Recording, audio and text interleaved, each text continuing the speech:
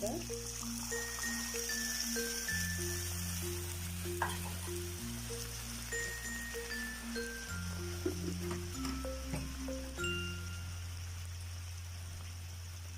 கொஞ்சம் தேவையான அளவு தண்ணி சேர்த்துக்கலாம்.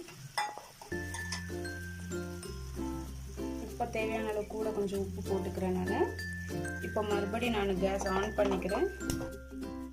சிம்மில் வச்சுட்டு நம்ம ஒரு 2 to 3 minutes கொதிக்க விட்டால் போதும். ரொம்ப கொதிக்க விடக்கூடாது, தயிர் ஒரு மாதிரி திரிஞ்சிடும். மோர் குழம்பு வந்து எப்போவுமே ரொம்ப கொதிக்கக்கூடாது.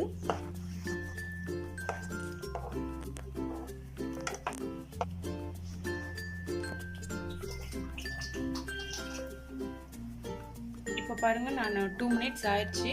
கொதியெல்லாம் வரல, ஜஸ்ட் அந்த மோர் குழம்பு வந்து சூடானாலே போதும்.